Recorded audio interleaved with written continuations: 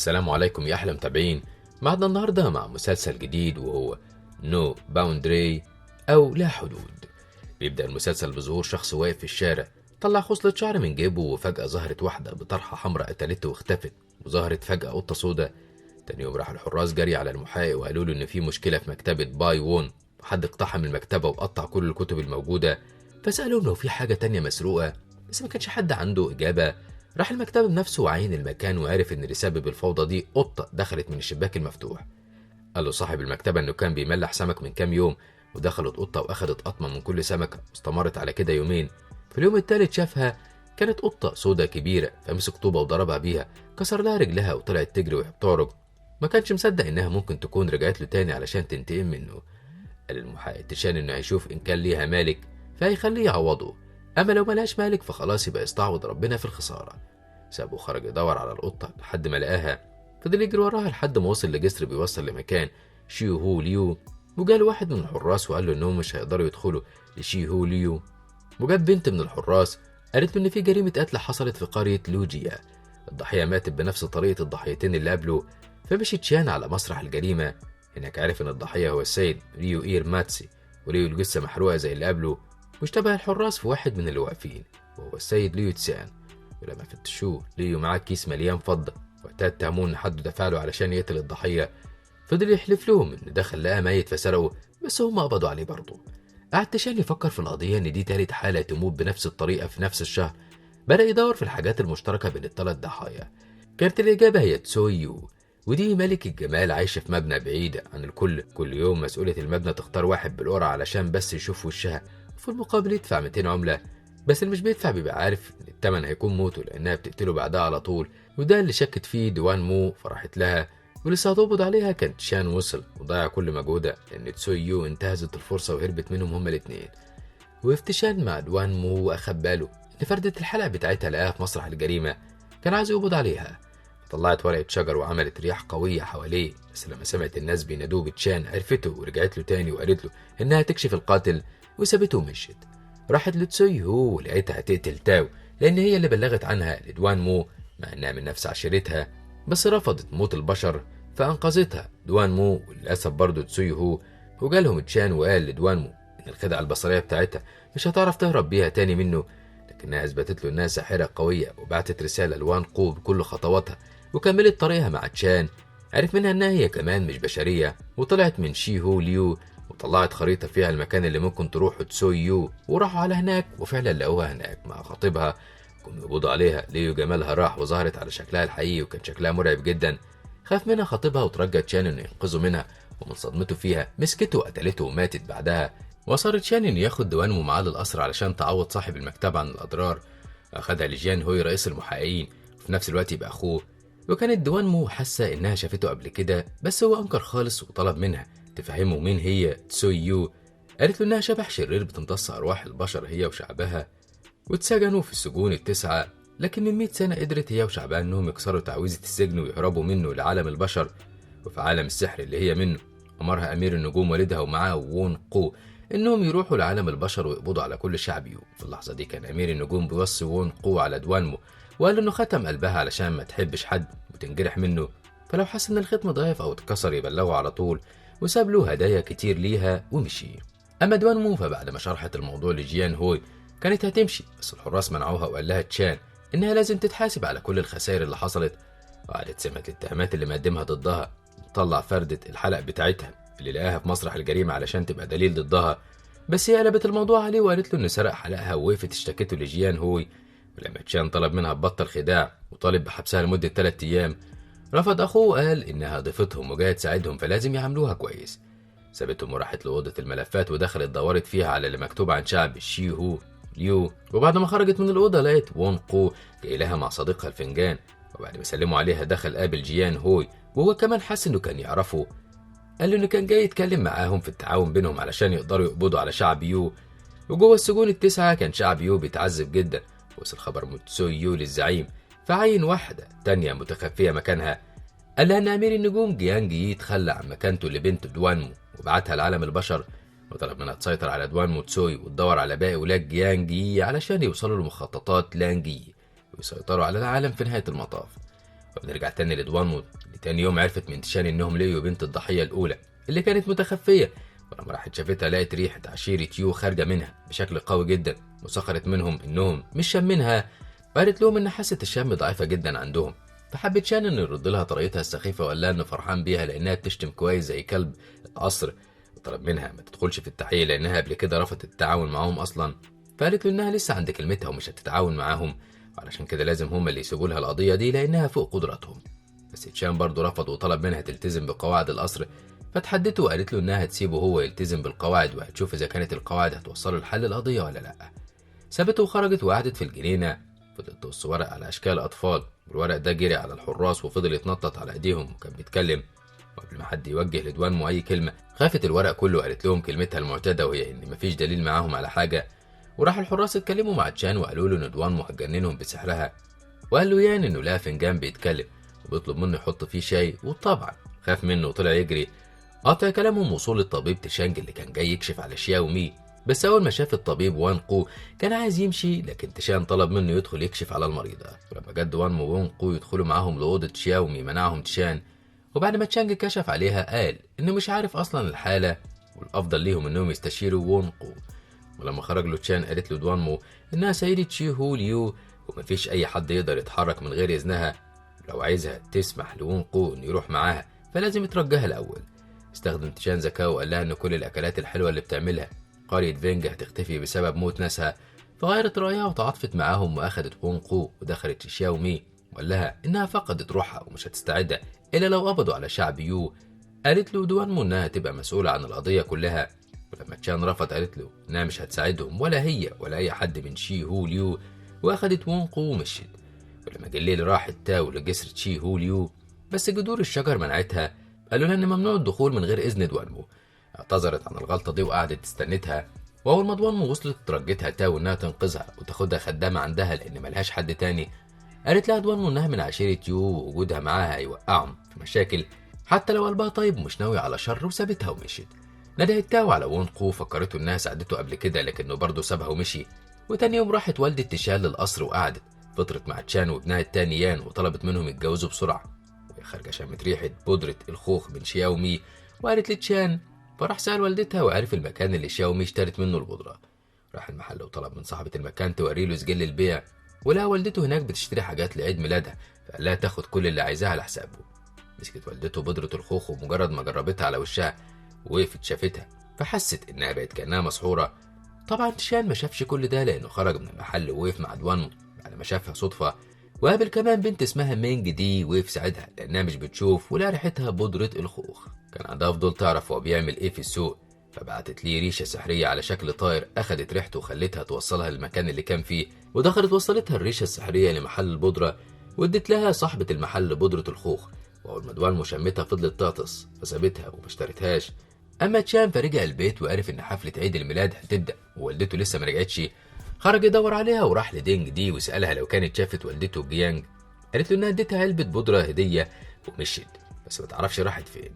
كان تشان هيقبض عليها، جاله واحد من الحراس وقال له ان السيده جيانج رجعت، فجري تشان على هناك ولقاها قلب البيت. سالها وقتها بتدور على ايه، فرفضت والدته انها تقول له اي حاجه وطلبت منه يسيبها ويخرج وما يزعجهاش. فنفذ تشان كلامها ومنع اخوه كمان من انه يدخل لها. في اللحظه دي كانت دوانمو قررت انها تدخل تاو لبيتها وتخليها معاها، وطلبت منها تطبخ لها وفعلا عملت لها اكل كتير، وجات لها ريشه سحريه برساله ان في حد من عشيره يو في قصر فينج. كان تشان هو كمان جامع اخوه الحراس وقال لهم ان اللي في الاوضه دي مش والدته الحقيقيه، وممكن اللي حصل ده يكون له علاقه بالقضيه وعشيره يو. فقال له يان انه لازم يطلب من دوانمو انها تساعدهم قبل ما والدته تتعرض للخطر اكتر من كده.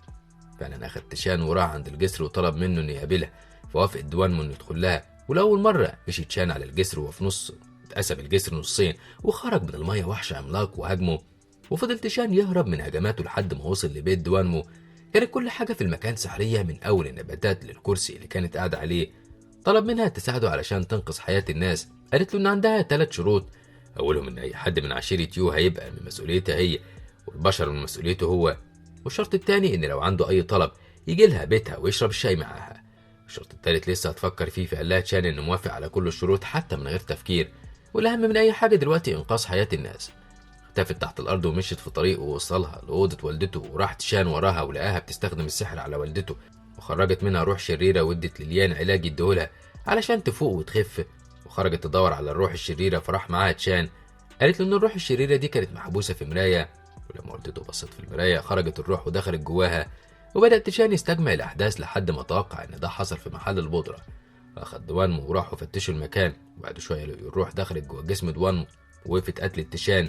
بس بعدها خرجت الروح منها وحبستها جوا المراية وكسرتها علشان ما تعرفش تخرج منها تاني. سألته عرف ازاي يميز بينها وبين الروح الشريرة. قال لها ان مش بتقدر تشم ريحة الخوخ، فاخدها وراح لوالدته والباقيين. حاول وون قو انه يستخدم تعويذة تحفظ اجسامهم بشكل مؤقت، لكن ارواحهم محدش هيعرف يسترجعها. في النهاية تضعف اجسامهم ويموتوا لان الروح استخبت منهم في المراية ومش عارفين هتخرج تاني امتى. قال لها تشان يبقى ممكن هما اللي يدخلوا لها، وطبعا دي كانت حاجة خطر جدا لان اقل حاجة ممكن الروح الشريرة تسيطر على روحه هو كمان. ومع ذلك صمم وقال لها ان انقاذ الناس اهم، واتفقت معاه انها تروح معاه.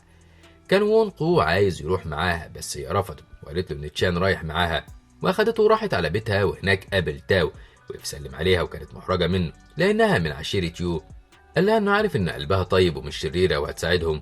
وقفوا كلهم قدام المراية ونبهت دوانمو على تشان من انه يغرق في العالم ده وخلته يفقد وعيه. واخدت من وون قو تعويذة بتشتيت انتباه روح المراية وسحبت روح تشان ودخلت بيها المراية.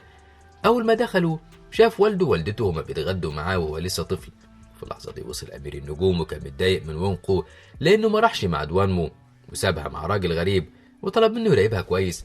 وكان تشان لسه بيتفرج على عيلته من بعيد وقال لدوانمو ان اليوم ده فقد فيه والده ووالدته وكان عايز يدخل لهم، فحذرته دوانمو بان المراية عملت له الحلم ده مخصوص علشان يفضل محبوس فيه وانهم لازم يبعدوا عنه. وفعلا سابوا المكان ده ومشوا. فقابلوا شياو مي والولد الصغير وكمان السيدة جيانج، وكانت أمه بالتبني. والمرة دي دوانمو هي اللي اندمجت معاها وأخدت منها دبوس شعرها. حاول تشان إنه ينبهها وأخدها ومشي. وما في الطريق فضلت تغطس وكان تشان فاكرها بردانة، لكنها عرفت إن روح المراية قريبة منهم. والغريب إنه ما هاجمهمش لكنه سرق منهم مشبك شعرها وهرب. وكلمها بصراحة بإن كل الناس الموجودين في الوهم ده مش عايزين يمشوا منه لأنهم عايشين في حلم جميل وعندهم كل حاجة بيحلموا بيها. وفعلا قال الناس نفس كلامه وقالوا إنهم مش عايزين يخرجوا من المراية وهجموا على دوانمو وتشان. فوقف دوانمو تبعدهم كلهم عنه ومسك تشان الولد الصغير وطمنه وقال له انه مش هيتخلى عنه. فطعنه الولد بسكينته، قال له انه مش عايز يرجع تاني للحياه العاديه اللي كان مشلول فيها، وعلشان يروح لاي مكان كان لازم يتحرك بالكرسي المتحرك بتاعه. ولما وون قو شاف اصابه تشان في الحقيقه مده بالقوه وحاول يعالجه. اما تشان فاتحرك ومسك ايد دوانمو وتوسل ليها انها ما تاذيش الناس. ولسه بيكمل كلامه كان هيقع وشافته وهو مصاب فاخدته وبعدت بيه. كان يان مستغرب الدم اللي خارج من بطن تشان، فقال له وون قو انه اكيد اتصاب في الحلم واي حاجه بتحصل في الحلم بتتحقق في العالم الحقيقي. طلب يان منه انه يدخل له، فقال له وون قو انه لو دخل هيبقى خطر على نفسه وعلى تشان ودوانمو، وطمنه ان دوانمو اكيد هتتصرف. وفعلا اخدته دوانمو على مكان وعالجته فيه في ثواني. وراحوا على قصر بينج ولقوا السيده جيانج وحاولوا يقنعوها تتخلى عن الوهم، بس روح المرايه كانت جواها ومسيطره عليها وهجمتهم. ولما دوانمو هجمتها خرجت منها الروح وهربت لمكان تاني. فخرجت دوانمو وراه وكانت عايزه تعرف السر اللي مخلي الروح عايز دبوس شعر السيده جيانج. فقال لها تشان ان الدبوس ده كان مهرها ومش بتقلعه ابدا. واستخدمت دوانمو تعويذه الميه وخلت الدنيا تمطر على الكل، فافتكروا حياتهم القديمه وبقوا عايزين يرجعوا لها. وقف تشان مع دوانمو مستخبيين من المطره، فشافوا دينج دي ماشيه مع واحد، ولما مشوا وراهم عرفوا انه زوجها وانه تبع يو. فاقتحمت دوانمو المكان عليهم وعرفت ان دينج دي عباره عن وهم، فهددت جوزها انها تخفيها لو ما اعترفتش بكل حاجه. خاف عليها وقال ان عشيرة يو بيدوروا على مخطط بينج لي وانه بيساعدهم علشان يحولوه لبشري ويقدر يعيش مع دينج دي ومفيش حد هيمنعه. وصرخ بقوه خلى المكان يتدمر بيهم. فبعتت دوانمو رساله لوون قو انه يجيب دينج دي بسرعه لان روح المرايه هيدمر المكان بيهم. فعلا بعت وون قو يجيبها وضاف من روحه للمرايه علشان ما تتدمرش، وحذرته تاو ان المرايه لو جرالها حاجه هيموت. لكنه قال لها ان دي حاجه مش مهمه دلوقتي، وقال لي يان انه لازم يحافظ على نار الحياه الموجوده. واخدتها وخرج وحبسها جوه حاجز قوي وقال لها انها منعته قبل كده. فماتت دوانمو من الاف السنين وانه مش هيكرر الغلطه دي تاني، وانه مش بيثق في اي حد غير دوانمو وبس، وسابها ومشي. اما دوانمو فوصلت لروح المرايه ووقفت قتلته مع تشان، وكان نار الحياه بدات تطفي فكسرت تاو الحاجز اللي كانت محبوسه فيه وضافت من روحها في نار الحياه. وكان وون قو وصل مع دينج دي ودخلها جوه المرايه علشان تقنع جوزها انه ما يأذيش حد. وبعد كمان رساله لدوانمو قال لها ان روح المرايه ضرب تشان سنه وفاضل له سنه واحده ويتحول لبشري. فقالت دوانمو المعلومه دي لروح المرايه وقالت له انه يقدر يبقى مع دينج دي بعد سنه واحده، بس من غير ما يعمل جرايم تخلي دينج دي تحتقره. فقدر يروح المراية واقتنع بكلامها وطلب منها تسامحه على كل الأذى اللي سببه للبشر. وكانت مصفوفة الرجوع خلاص بتنهار، ومع ذلك سابوا دينج دي واقفة شوية مع روح المراية، وافتكروا كل حاجة من أول ما شافوا بعض فيها. وقال لها إنه ما كانش عايز حاجة في الدنيا غير إنه يبقى جنبها وبس. قالت إنها مش عايزة حد غيره، وترجته إنها تفضل معاه في عالم الوهم، لكنه كان خايف عليها. طلب منها ترجع وتعيش حياة سعيدة، واستخدم قوته عليها وبعتها لعالم البشر وهي بتصرخ لأنها مش عايزة تسيبه. هو كمان ما كانش عارف يمسك دموعه، وادى لدوانمو دبوس السيدة جيانج، وطلب منها توعده إنها تخليها تشوف الدنيا بعينها. وكانت المصفوفة خلاص بتنهار، فخرجت دوانمو وطمنت الكل بإن تشان جاي وراها، وادت الدبوس لوون قو. وأول ما حط قوته فيه لقاه اتحول لجزء من مخطط بينج لاي. وما كانتش دوانمو فاهمة إيه أهمية المخطط ده بالنسبة لعشيرة يو، وأخدته وشالته معاها. ولاحظت إن تاو متغيرة، ولما سألتها عن السبب قالت لها تاو إنها تعبانة شوية، فطلبت منها دوانمو إنها ترتاح. فوقت دينج دي وخلتها ترجع تشوف من تاني. بس بدل ما دينج دي تفرح انهارت من العياط وقالت إنها مش عايزة تشوف، وكل اللي عايزاه إنها تفضل مع روح المراية وبس. فهدتها دوانمو، قالت لها إن روح المراية شايفها وهيزعل لو لقاها زعلانة. فمسكت دينج دي المراية حضنتها وفضلت تعيط، وبصت دوانمو على تشان واستنت رجوعه. أما وون قو فما كانش مرتاح لتاو خالص، وهي فضلت تترجاه إنه يسامحها لأنها خرجت من الحاجز. قالت له إن لو طردها هتموت نفسها، وفضلت تعيط. فادالها علاج وجزء من قوته علشان تخف بسرعة. وبدأت ضحايا روح المراية تخرج وترجع تاني للحياة واحد ورا التاني.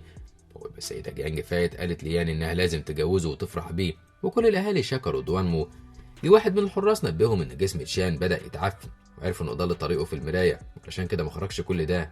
كان فعلا راح قاعد مع والدته الحقيقية، وفجأة سمع صوت يان وهو بيطلب منه يرجع بسرعة.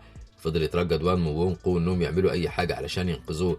فقربت دوانمو منه وقالت له إنها عارفة إنه سامعها، وشرطها التالت إنه يرجع حالا. ولقت شان في الحلم كل حاجة بتختفي في الحلم، وعرفت دوانمو إنه خلاص بيفوق. فقالت ليان إن لو خلى حكومة فينج تحت تصرف تشي هو ليو هتنقذ أخوه، ولسه بيقول لها إن القرار مش في إيده. قال لون قو إنها بتهزر معاه وتشان خلاص بيفوق. فلما في الثواني وكان تشان فاق، فحضنه يان وطلب من دوانمو إنها تخلي تشان معاها في تشي هو ليو لحد ما يسترد صحته. فوافقت دوانمو وسابتهم ومشيت. كان أمير النجوم في الوقت ده عامل اجتماع مع كبار الصحراء، وقال لهم إنهم بيمروا بوقت صعب جدا مع عشيرة يو في عالم البشر. ولسه بيكمل كلامه جاله الغزال وقال له إن حصلت هزة خفيفة في صندوق عواطف دوانمو.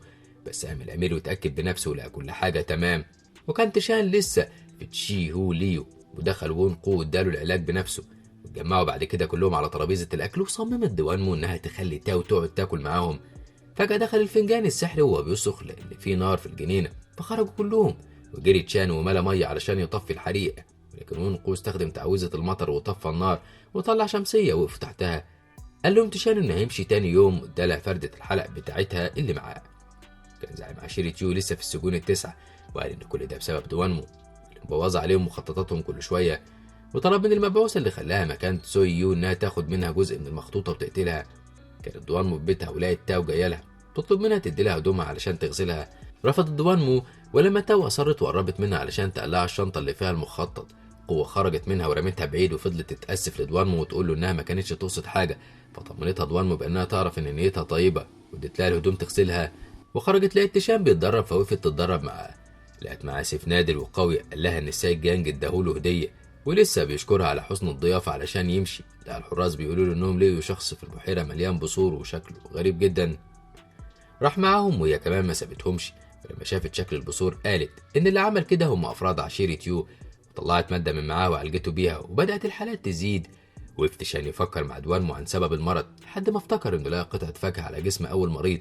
فأخد دوانمو وراح يدور عند البحيرة، ولقى عرض مسرحي شغال. واحدة من اللي قاعدين أكلت نفس الفاكهة وحست إن في حاجة بتحركها وقامت. ولما لمحتها دوانمو حست إن فيها حاجة غلط، ولسه بتنادي عليها ظهر شبح من عشيرة يو. ظهرت البثور هي كمان على وشها، وجري عليها جوزها وتشان ودوانمو واخدوها معاهم على قصر فينج.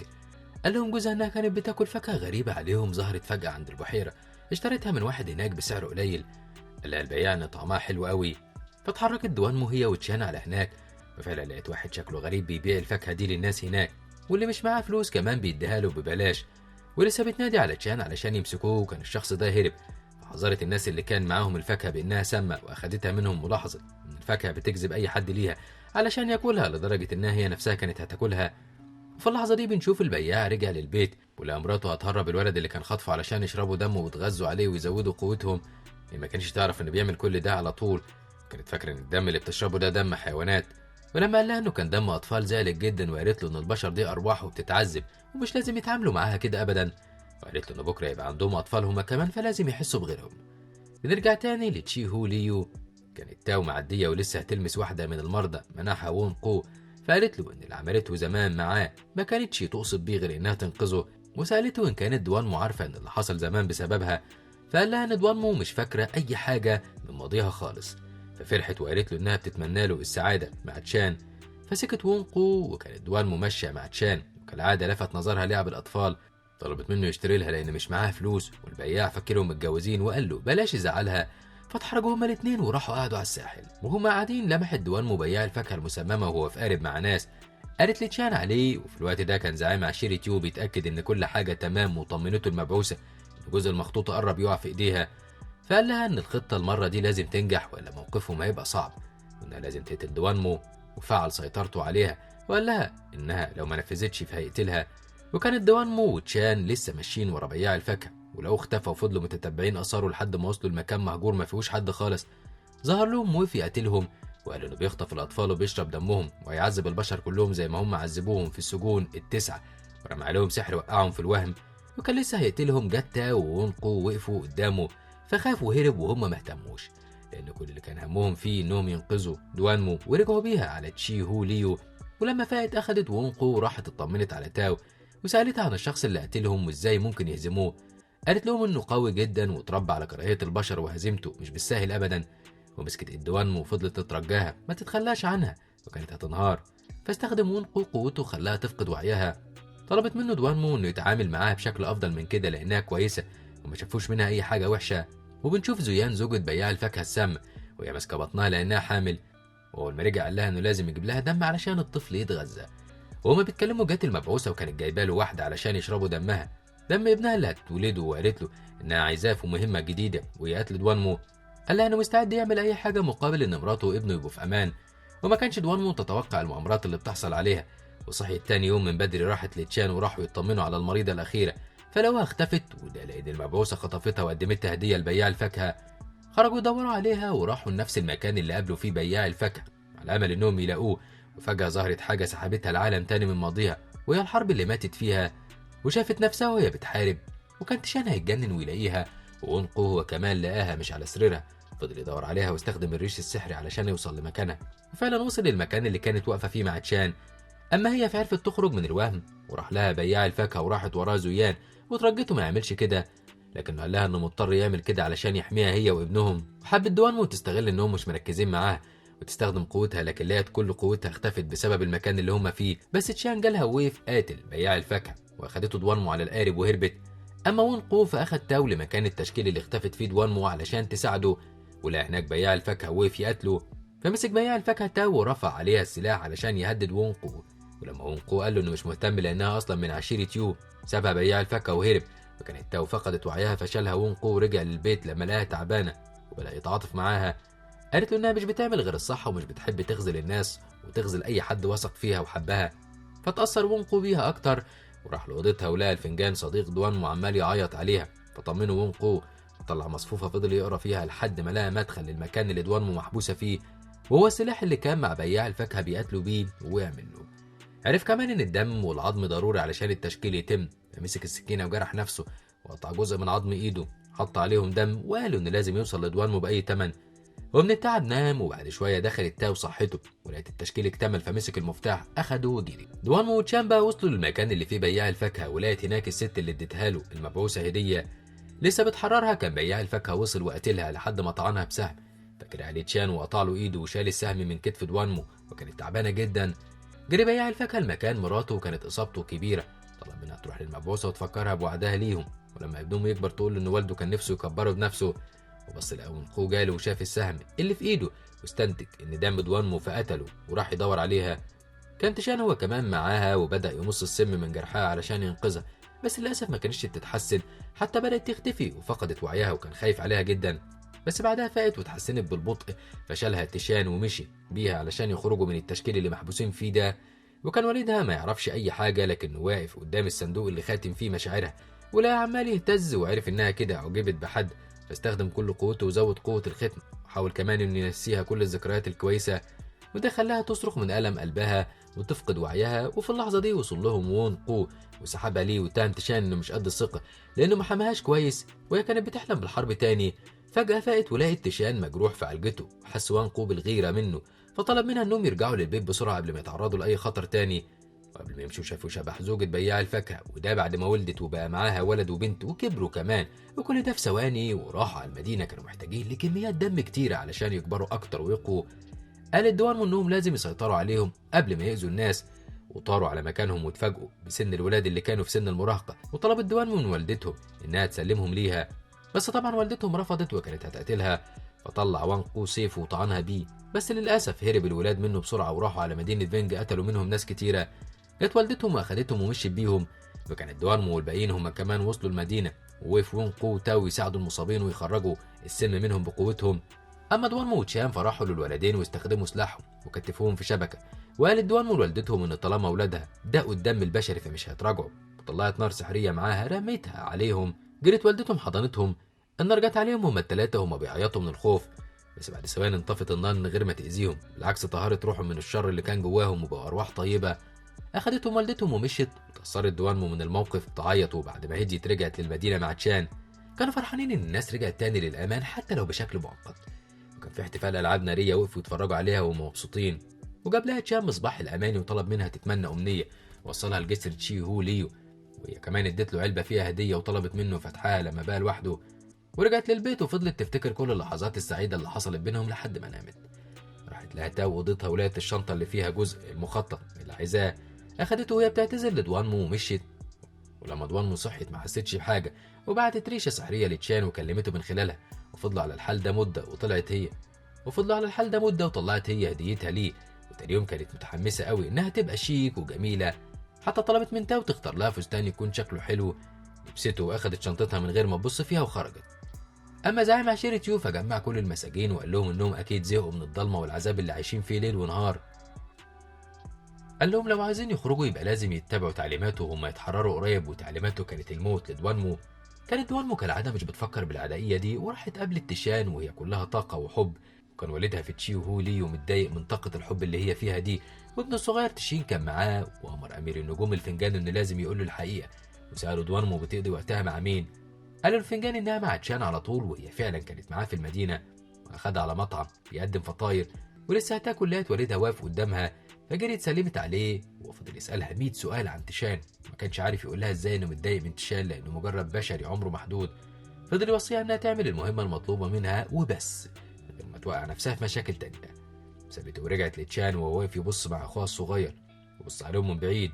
بعد ما دوانمو وتشان خلصوا اكل قاموا يتمشوا، فظهرت مجموعه بنات كبيره هجمت على تشان، ودول كانوا من المعجبين بيه. حست دوانمو انها غيرانه ووقفت بعيد، بس تشان بعد البنات كلها ومسك دوانمو من ايديها وطلع يجري. ولما الحراس في وشه كانوا مستغربين انه مع دوانمو، ولمح ولد صغير من بعيد بيراقبهم فراحوا مسكوه وقالوا عليه انه حرامي، لكنه كان تشين اخو دوانمو. مع ذلك طلبت دوانمو من تشان انه يسجنه علشان يتعلم احترام القواعد، ولما تشان رفض لان الموضوع مش مستاهل، ده غير ان تشين لسه صغير زالت وسابته ومشيت. وفتشين يستخدم سحره على الحراس وخلى بط ووز يضايقهم لحد ما جات له دوانمو، واخدت منه كل الخيوط السحريه اللي معاه وطلبت منه يرجع على تشي هو ليو. وجالها تشان اخدها وكملوا تمشيه في المكان. عرفت ان تشين حاطط خيط سحري لتشان مخبيه في هدومه، وقفت فتشته في نص الشارع وطلعته ادته وقالت له انه محظوظ لانه معاه خبيره في السحر. في الوقت ده كان والد دوانمو رجع لقصره وقعد يفكر ازاي يبعد دوانمو عن تشان. حكى للحكيم انه راح لمدينه فينج وحاول هو وتشين بس ما نجحش. قال له الحكيم فكره تساعده وكتب اسم تشان في كتاب الزواج مع بنت تانية. اول ما امير النجوم مشي من عنده راح الحكيم لمتحف المحبين، وده مكان لاي حد بيدور عن حب بيروح هناك ويدعي ان يلاقي حب قريب. لقى الحكيم بنت اسمها جينشيو وربطها بحبل سحري وقبل هديتها. وبعد كده مشي بعربيتها في الطريق، طلع عليها واحد حرامي فجالها تشان مسكه ضربه. حرك المجرم العربيه وكانت هتقع بجينشيو والدتها، لكن تشان اتصرف بسرعه ووقف العربيه، فادت له جينشيو هديه يحتفظ بيها، وحست انها معجبه بيه. مش لحظه ان ميداليته وقعت منه فاخدتها ليها. اخيرا رجع تشان مع دوانمو القصر فينج، لاحظ ان ميداليته مش معاه فافتكر انها وقعت منه وهو بيضرب الحرامي. تجاهل الموضوع ودخل سلم على والدته، محضره له صور بنات كتيره علشان يختار منهم واحده يخطبها. اتضايق دوانمو من الفكره وفضلت تطلع عيوب كتيره في كل واحده لحد ما جت صوره جينشيو، وحبت شان انه يغيظها، فقال لوالدته على الصوره انها جميله. فعلا اتضايقت دوانمو وسابتهم وخرجت من القصر، ورجعت لتشي هو ليو وقعدت مع تاو وسالتها ازاي تخلي الشاب يعجب بيها. جالهم وونقو قطع كلامهم وطلب من دوانمو ما تنساش حقيقتها وحقيقه المهمه اللي جايه ليها. ففكرت دوانمو في الكلام وسابته وراحت على متحف المحبين، وفضلت تنادي على الحكيم لحد ما خرج لها. طلبت منه توري له كتاب المحبين اللي هيتجوزوا قريب. اضطر انه يديلها الكتاب ولقيت مكتوب فيه ان تشان هيتجوز جينشيو. فاتصدمت، وقبل ما تعمل اي تصرف جنوني اخذ الحكيم الكتاب واختفى. هي كانت متعصبه جدا، فراحت لاوضه تشان وشافت الخيط السحري في ايده. الخيوط دي محدش بيشوفها الا لو كان حد من العالم السحري استخدمت تقنيه الاختفاء علشان تشان ما يعرفش انها موجوده. بس خرزت من شنطتها وقعت لما تشان شافها، عرف انها كانت موجوده. وتاني يوم واجهها بالكلام ده فاتحرجت جدا ومشيت. وقف وونقو حزين ومتضايق، فراحت له تاو وهونت عليه وطلبت منه يفتح قلبه للكل علشان ما يبقاش وحيد. اما دوانمو فخرجت تراقب تشان من غير ما يشوفها، بس لما ما قدرش يتقاوم الاكل واكلت منه عرف انها موجوده. وقام مشي ولسه بيبص عليها لا جينشيو جات له، وقفت تتكلم معاه وقالت له انها جايبه له هديه وادت له منديل هي اللي مطرزاه بنفسها. هو رفض ان ياخده، قال لها انه مش محتاجه وسابها ومشي. مشي جينشيو هي كمان. كانت دوانمو عندها فضول تعرف مين جينشيو وبتعمل ايه. راحت وراه وعرفت ان عنده مصنع تطريز. في الوقت ده كانت المبعوثه وقفت مع الزعيم وورت له جزء المخطوطه اللي اخدته من دوانمو، وقالت له ان دوانمو مهتمه بجينشيو. وطلب منها الزعيم انها تستغل اي حاجه قدامها، المهم انها تقضي على دوانمو باي شكل. كانت دوانمو في بيتها وهي بتتحرك وقعت الفنجان صديقها في الارض وبقى مش عارف يقف، فاخدته لوونقو وصلحه. وبعد ما خرجت للسوق راحت قابلت تشان، فطلع لها تشان المنديل اللي كان جينشيو ادته له قبل كده. وبمجرد ما دوانمو شمته حست ان في حاجه غلط، وطلبت من تشان انهم يروحوا لها. فعلا راحوا على هناك، وفضلت دوانمو تفتش في المكان وتشم الاقمشه لحد ما حست ان في حد من يوم مستخبي في قماشه. لكن والدة جينشيو خطفت منها القماشه وخلت الروح الشريره تهرب من غير ما تقصد. فخرجت دوانمو مع تشان ورجعوا على تشي هيو. قال تشان لدوانمو انه عارف انها بتعمل كده علشان تظلم جينشيو لانها متضايقه منها، ففهمته ان دي مش حقيقه ومش كل حاجه لازم يبقى ليها دليل مادي، والمفروض انه يعتبر كلامها نفسه دليل. وسابته دوانمو ودخلت اوضتها. اما جينشيو فكانت ماسكه ميداليه تشان. فجأة ظهرت روح غريبه في المكان وخلتها تفقد وعيها. كان تشان لسه ماشي في شوارع المدينه مع الحراس، سمعوا حد بيستنجد بان في حريقه، فجري تشان على المكان وطلع مصنع جينشيو هو اللي بيتحرق. دخل وسط الحريقه خدها وخرجها، والحراس خرجوا والدتها. تاني يوم من بدري كانت دوانمو قاعده مع وونقو بتسترجع معاه كل اللي حصل في مصنع جينشيو، انها لازم تقنع تشان ان جينشيو في خطر. وكان تشان اصلا قاعد مع والدته بتقنعه انه لازم يتقدم لجينشيو علشان يتجوزها، لكنه رفض وقال لها انه مش فاضي للجواز خالص وسابها وخرج. جينشيو جاياله بتعيط من اللي حصل لها. قبل ما يقولها اي كلمه كانت دوانمو خرجت لهم من تحت الارض، لكن تشان قال لها انهم مش فاضيين لاي كلام، واخد جينشيو وراح يفتش المكان علشان يلاقي اي دليل يوصله للمجرم اللي حرق المكان. راحت وراهم دوانمو، مجرد ما لمست جينشيو وخرج منها الروح اللي كانت مسيطره عليها وفقدت وعيها. قالت دوانمو لتشان ان اكيد روح يو هي اللي عملت كده. وبعد ما استردت وعيها وصلحت المصنع قالت انها هتعيد افتتاح المكان، وعملت حفله كبيره الكل حضرها. ولسه بتفتح الستاره لقت والدها السيد لي موجود وفاقد وعيه، بس واقف وشكله غريب جدا والكل صرخ من الخوف. راح تشان هو ودوانمو اخدوه على السرير علشان يعالجوه وسابوه مع وونقو وراحوا يستكشفوا المكان. لاحظ وونقو ان في شعرايه على السيد لي نفس نوع شعر قبيله يو. طلع يجري ولقى المبعوثه في المكان فلحقها قبل ما تمشي وشافها ماسكه قلبها، وده معناه ان في حد مسيطر عليها. هي قالت له ان الزعيم بيعمل كده مع كل المحبوسين في السجون التسعه وسابته هربت. اما تشان فوصلوا لبنت اسمها ناني وكانت ارواح يو مسيطره عليها، فهبط تشان عليها وعرفوا منها ان في حاجه غلط في المصنع. فراح تشان على هناك ولقى مكن النسيج شغال لوحده، وعرف ان الروح هي اللي بتعمل كده. وقفت الروح قتلته وكانت هتقضي عليه خالص. ومن ناحيه تانيه كانت مبعوثه الزعيم بتحكي له ازاي عملت الحريق في مصنع جينشيو، وانها بتبذل اقصى جهد عندها علشان تحقق المطلوب منها، وانها حتى خلت حد يخفي تشان. ويا دوب مشيت وصل وونقو ووقف يتكلم مع الزعيم لانه مشي ورا المبعوثه لحد ما عرف المكان. سأل الزعيم ليه بيعمل كده وليه طاقة الشر كبيرة جواه. قال له الزعيم ان بعد اللي حصل له ده بقى عايز ينتقم من البشر ومش هيرتاح غير لما يقضي عليهم هم. ولما وونقو ما لقاش فايدة من الكلام معاه سابه ومشي. كانت دوانمو مشغولة بانها بتنقذ تشان اللي اختفى جوه اتواب القماش بعد ما استخدمت تعويذات سحرية كتير.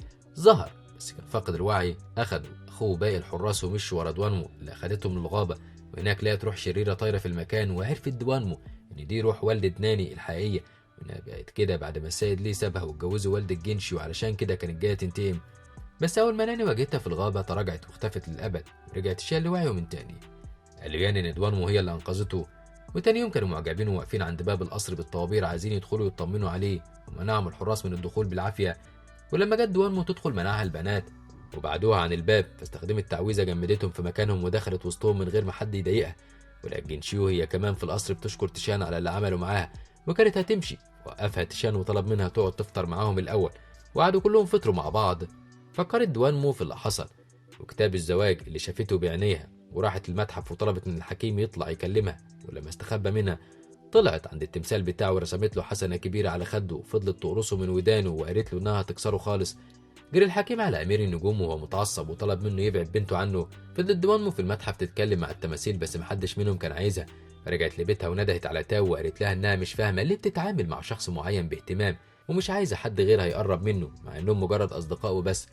قالت لها تاو على حاجات لو بتعملها هتبقى مش مجرد صديقه له لكن معجبه بيه، ونصحتها انها قبل اي حاجه لازم تتاكد الاول من مشاعره هو. تاني يوم خرجت دوانمو وهي متضايقه لان تشان ما كلمهاش طول الليل ولا بعت لها رساله واحده. الحقيقه ان تشان كان في مصنع جينشيو ولاحظ ان ظهر فيه شبكه عنكبوت، ومجرد ما تشان قرب منه العنكبوت نسك خيوطه عليه وغطاه بالكامل حتى دخل جوه عقله. واول ما جينشيو وصلت المصنع شافته وصرخت فاتجمع الكل وراحوا على هناك واستخدمت دوانمو سحرها وانقذته. وفاق تشان بعد فتره قصيره في اوضته ولقى دوانمو وجينشيو جنبه وكل ما يحتاج لحاجه تسبقها دوانمو وتقدمها له. لاحظ امير النجوم ان صندوق المشاعر في خطر فجري على الحكيم. الحكيم طلب منه يبعد عنه وكفايه قوي اللي بنته عملته فيه لحد دلوقتي.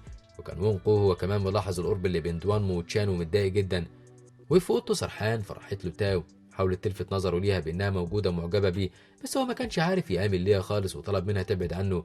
سابته وخرجت لدوانمو ولقيتها قاعده في الجنينه بتقطع في الورد ومش عارفه ازاي تتعامل مع تشان.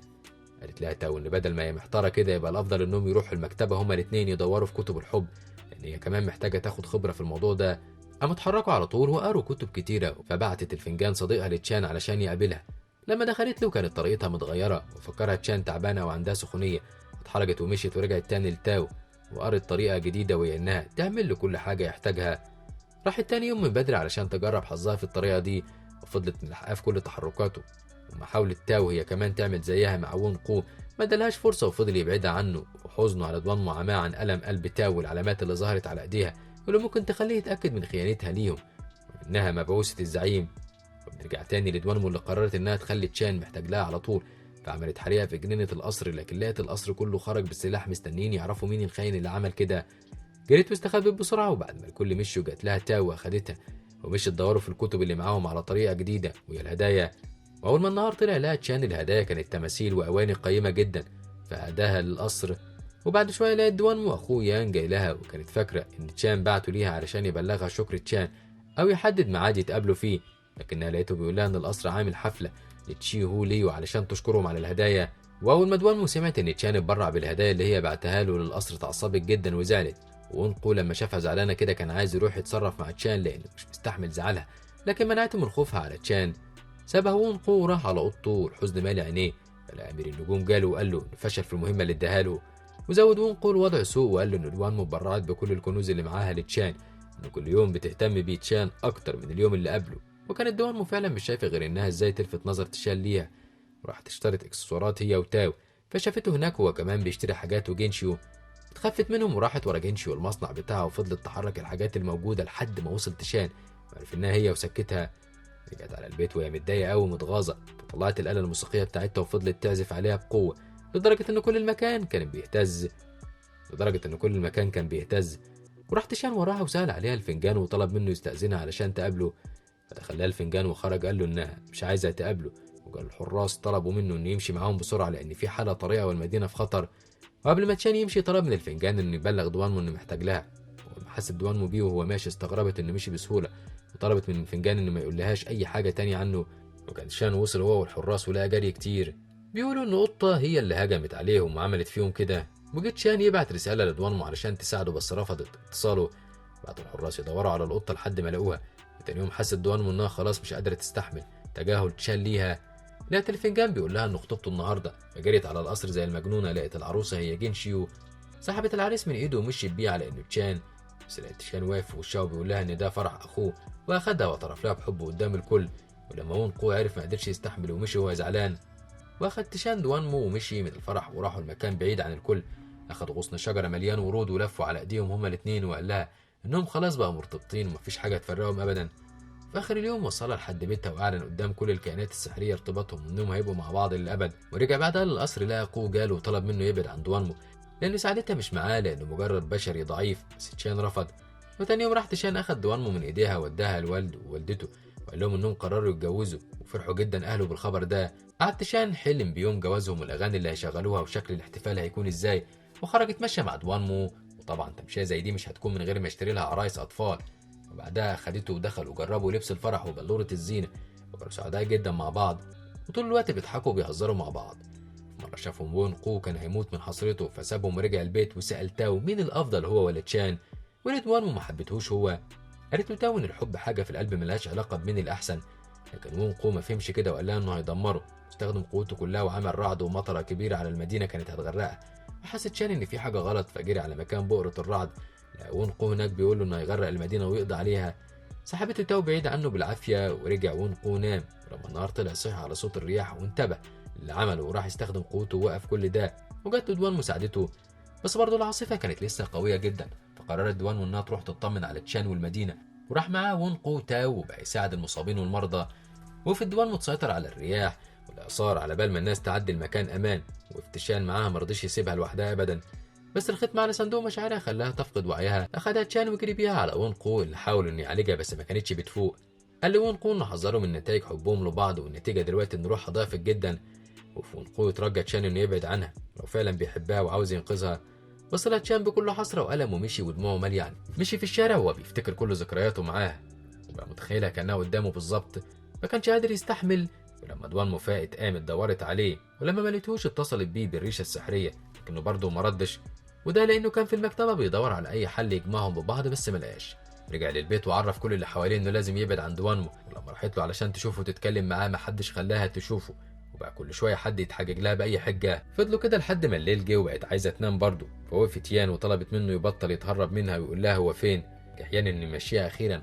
وخرج تشان بص عليها وهي ماشية وقلبه عمال يتقطع ودخل أوضته ومسك عروسة لعبة كانت مديها له وفضل يتخيل دوانمو قدامه برضه ما يقسش وحاول يدور على أي حل يقدر يجمعهم مع بعض.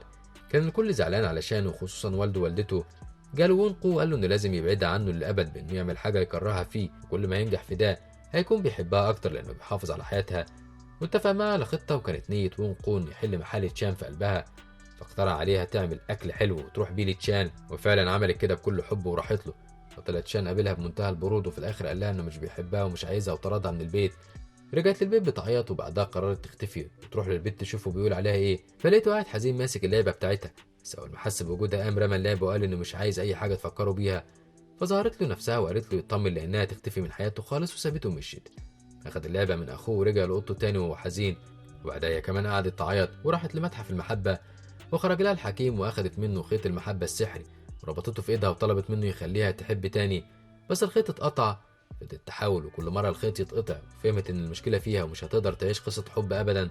فخرجت من المتحف وهي عمالة تعيط لحد ما فقدت وعيها. جري تشان علشان يلحقها وكان وون قو سبق ورجعها لسريرها. وراح تشلها على البيت على طول وفضل جنبها طول الليل ومشي قبل ما تفوق. وصحيت ما لقيتهوش. مسكت كل الهدايا بتاعته ورمتها في البحيرة وبعدها ندمت وراحت تلحقها قبل ما تضيع ما لقيتهاش. جالها وون قو قاعد جنبها يهديها وكان تشان واقف بعيد وهو اللي طلع اللعب من البحيرة.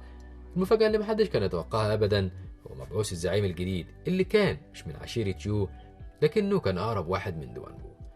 فضلت دوانمو ماشية تتألم في المدينة لأن كل مكان كان بيفكرها بتشان. ومع إن وون كان ماشي معاها وبقى ملازمها في كل حركاتها بس ما كانش مالي الفراغ اللي سابه تشان خالص. حتى اسمه كانت بتلخبط فيه. برضه تشان كان بيتعذب نفس عذابها بس بيضحي علشانها وعلشان مصلحتها. ومكانتش والدته فاهمة تصرفه ده أبدا. حتى راحت اتكلمت مع والده وطلبت منه يفهم منه السر ورا انه بيعذب نفسه بالطريقه دي وانه طول الوقت ماشي ورا دوانمو بيراقبها. فعلا تشان كان بيعمل كده وهي فضلت ماشيه في الشوارع حزينه ووحيده. وده لان وون كان في العياده بيعالج الناس. فجاه خرجت طاقه شر من المريض اللي بيعالجه ودخلت جواه. حس انه تعبان جدا وكان من ضمن المرضى الباقيين واحد تبع قبيله يو زود طاقه الشر اللي دخلت جوه وون واستفزه بالكلام. مجرد ما وون شاور عليه ضربه بطاقه الشر. خاف منه كل الموجودين وقالوا انه شيطان وجريت الناس في الشارع. ولما عرفت دوانمو منهم اللي حصل جريت اخدت وون ورجعته البيت ونيمته على سريره علشان يرتاح لان التعب ظهر عليه.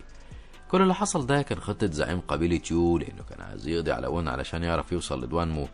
تاني يوم راحت للمدينة وعرفت إن في حالات تانية كتيرة مصابة بالهالة الشيطانية، وحالتهم صعبة كمان لدرجة إنهم فاقدين الوعي. وبدأت الناس تخاف وبدأوا يتجمعوا، كلهم كانوا شايفين إن وون هو أساس الشر. فوقف تيشان والحراس في وشهم علشان يمنعوهم من إنهم يوصلوا له، بس كمان كانوا لازم يقبضوا على وون ويعرضوا له المحاكمة لأنه كان شايفينه مذنب. والقطة السوداء اللي كانت السبب في كل ده أصلا كانت واقفة من بعيد وبتراقبهم، وشايفة دوانمو وهي بتتحدى تيشان وبتقول له إنها تخرج بنفسها وتدور على الحقيقة علشان تثبت براءة وون. فأخدها تيشان بره القاعة وقال لها إنه مش بيكرهه، وقال لها برضه إنه مش عايز يأذيه وهيسعى بكل اللي يقدر عليه علشان يثبت براءته. وخرج وراهم السيد جيانج ومعاه وون، وعدها إن وون هيفضل عنده في أمان وبيتعامل أحسن معاملة وهو بنفسه اللي هيهتم بالقضية. اضطرت دوانمو إنها ترجع ولقت تاو مستنياها وقلقانة على وون.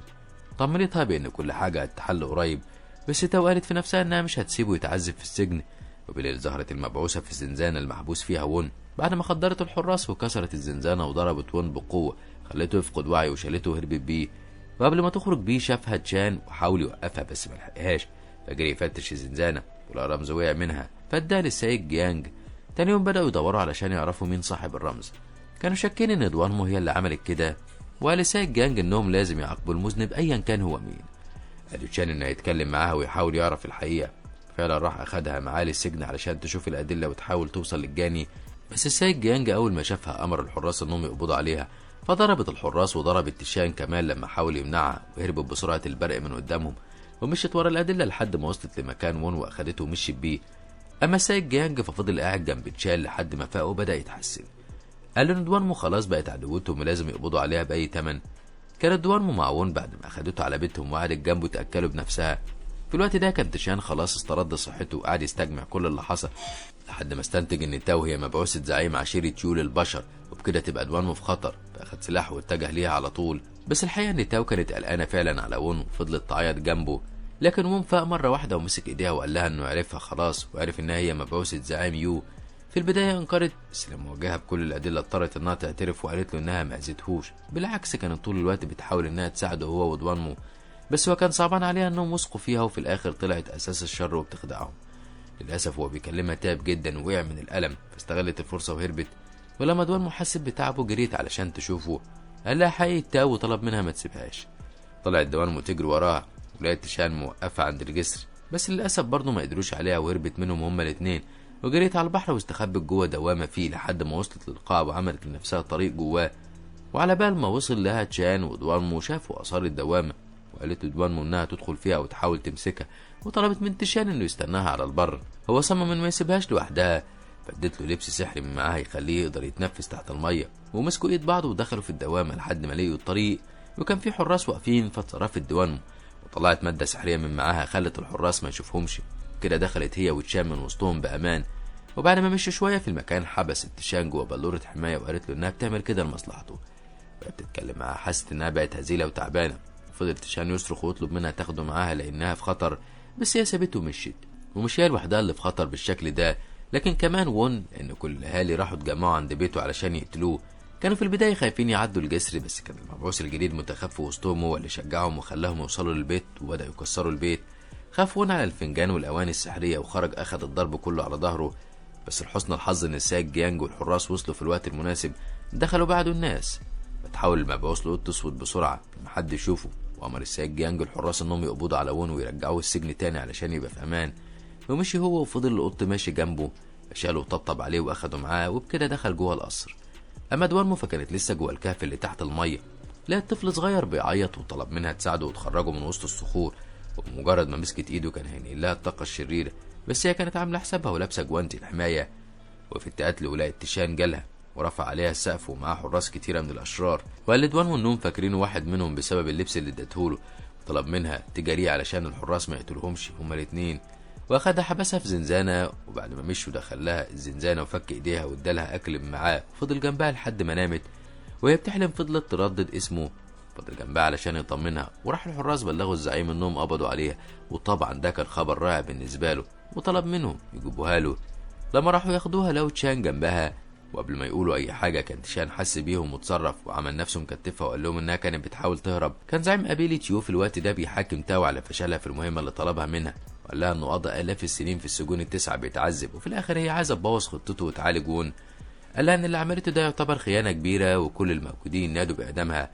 الحراس دخلوا دوانمو كمان، وكان تشان هو اللي ماسكها بنفسه، وأمر الزعيم إنه يربطها جنب تاو، وكان سعيد جدا وقال إنه أخيرا هيقدر يخرج من السجون التسعة ويشوف الحرية والنور بعينه. سابوا تشان يحلم بانتصاره واللي مش هيتم، وحاول يوصل لترياق السموم لكن الطريق كان مليان بالنار، ولما داس على خطوة غلط طلع النار عليه فجري منه وخرج النار على القاعة. فحرارة دوانمو نفسها وحرارة تاو كمان وقفوا يقتلوا الحراس. قعد الزعيم يتفرج وهو بيتسلى، وبعد ما البنات خلصوا على الحراس جريوا بسرعة قابلوا تشان اللي كان لها ترياق. فتحت دوانمو فتحة في البوابة، وأول واحدة خرجت منها هي تاو اللي بنعرف إنها مش تاو الحقيقية، لكن الزعيم متخفف شكلها علشان يهرب. بس هما ما عرفوش كده، وأخدت دوانمو الترياق وجريت ادت منه الون. مجرد ما أخد نقطة واحدة فاق على طول وخف خالص، وطلبت منه دوانمو إنه يسامح تاو لأنها ساعدتهم. فجأة لقوا عاصفة ضربت المكان، كانت كل المخلوقات السحرية خايفة وهتتأذي، فاستخدمت دوانمو قوتها وسيطرت على الجو، وكل ده بسبب قوات بعتها والدها علشان يقبضوا على تاو، لأن الزعيم هرب من السجون التسعة وهم لازم يلاقوه. هي رفضت إن حد يلمسها وقالت لهم إنها المسؤولة عن اللي حصل في السجون التسعة. جالها أخوها الكبير بنفسه وطلب منها تسمع الأوامر اللي بتتقال، لكنها برضه رفضت وفي تقتله لحد ما اتجرحت. فجالها تشان ووقف حماها. وصل بعد كده أمير النجوم وطلب منها ترجع معاه على المملكة. كانت كل الناس اتجمعت عند البيت تاني وبرضه عايزين يأذوا وون، والمرة دي خرج لهم أمير النجوم بنفسه وهداهم ومشي هو كمان، ومشي تشان وراه. تاني يوم لما خرجت دوانمو للسوق كانت الناس كلها رافضاها، هدفوها بالبضاعة الموجودة، بس تشان جه ودافع عنها. فضلت دوانمو ماشية لحد ما الوقت اتأخر، ولقت القط ظهر قدامها وتحول للصورة البشرية ولسه هيهجم عليها، حبسته جوه قفص. وجالها تشان علشان يقبض عليه، وطلعوا من الأول عارفين حكاية القط وإن واحد من عشيرة يو. بس قبل ما يسيطروا عليه كان القط فجر القفص وطلع يجري على قصر جيانج، وبقى قط عملاق عايز يهاجم السيد جيانج، والكل رفع سلاحه عليه. السيد جيانج هداهم وطلب منه يرجع لطبيعته، فظهر بالشكل البشري، وقال له جيانج انه حبه واعتبره زي ابنه. قال له القط انه بيعمل كل ده علشانه، لان الزعيم وعده انه لو نفذ المطلوب منه هيحوله لبشري طبيعي. قومه جيانج من الارض وقال له ان ابنه مش هيتخلى عنه، ولانه مش هيقدر يعاقبه على غلطاته فلازم يتنازل عن وظيفته وما يبقاش حاكم المدينه.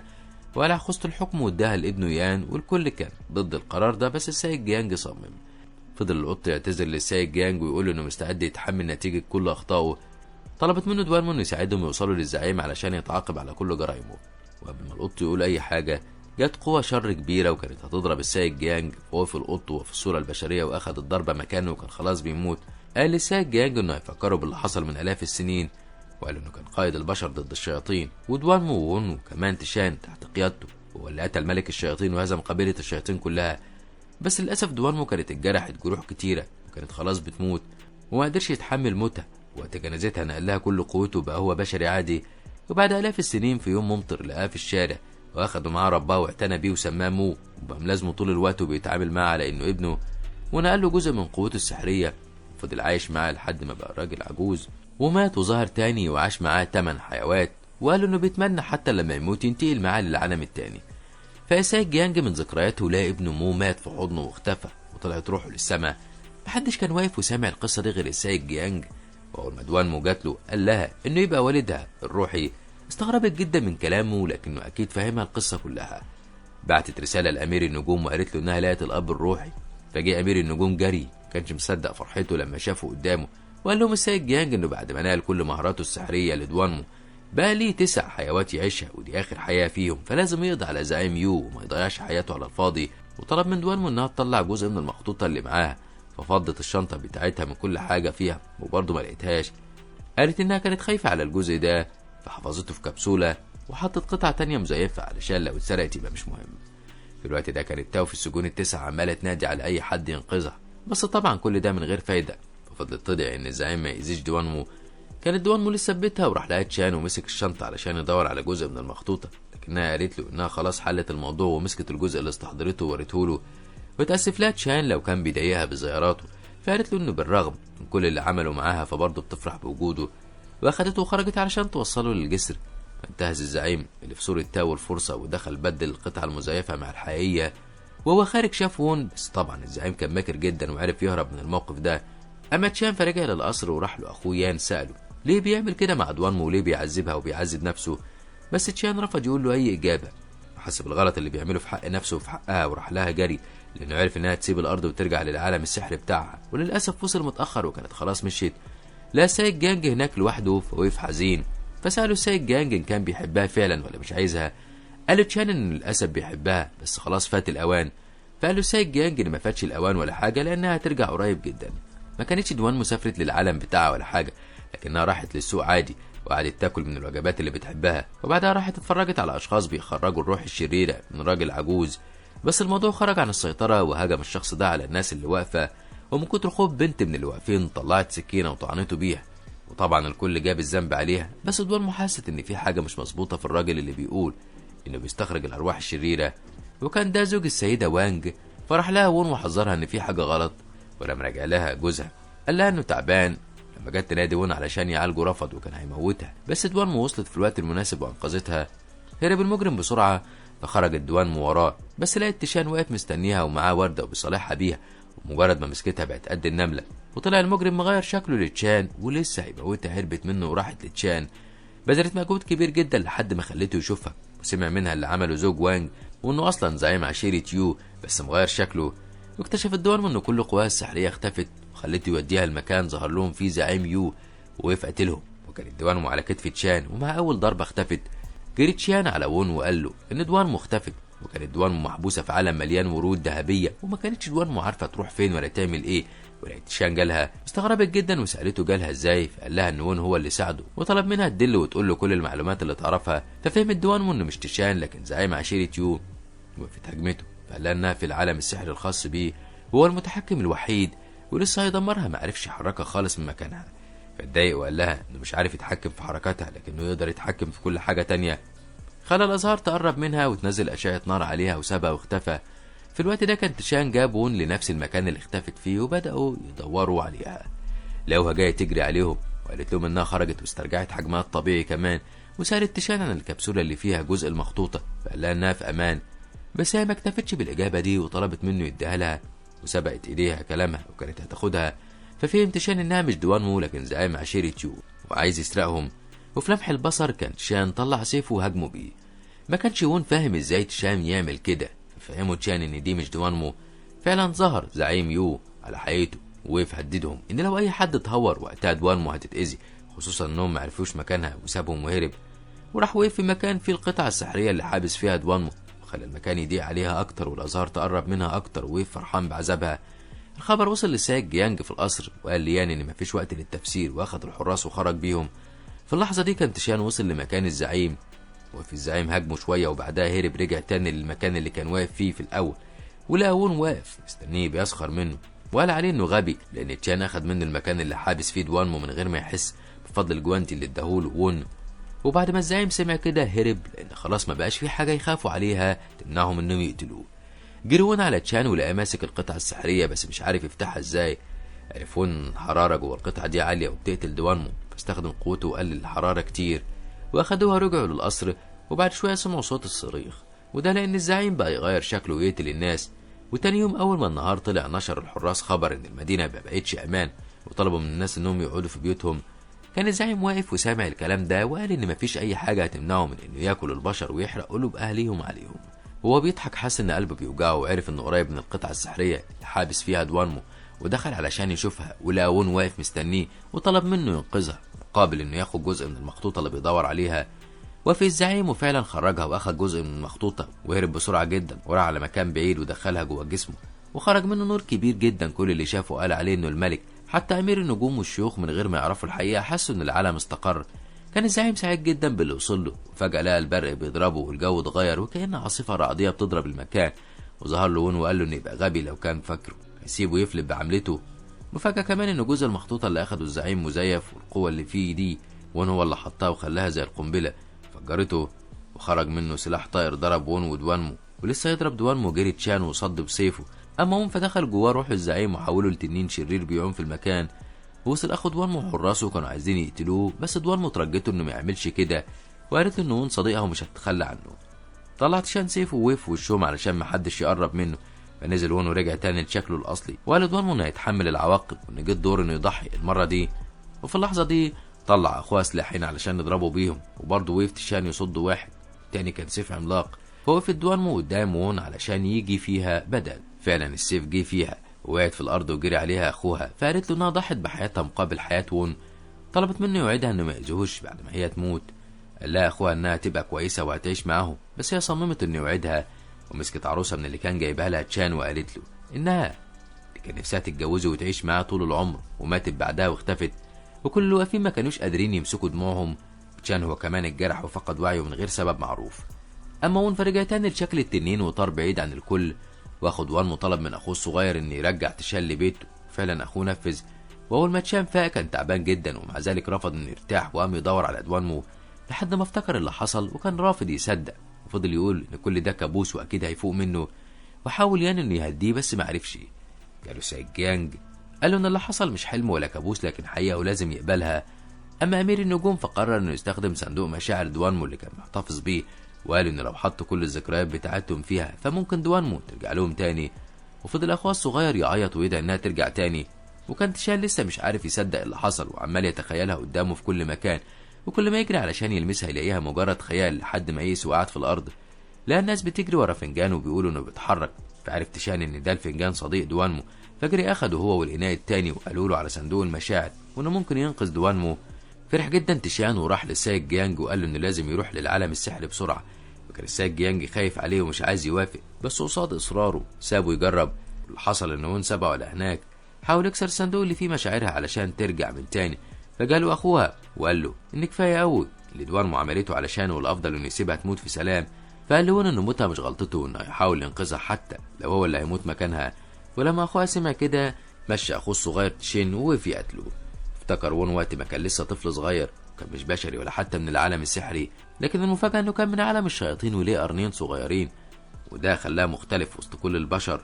دايما كانوا بيبعدوا عنه وبيعاملوه بطريقه وحشه، ففهمهم والده ان البشر دول اعدائهم ومش لازم ابدا يامنوا ليهم.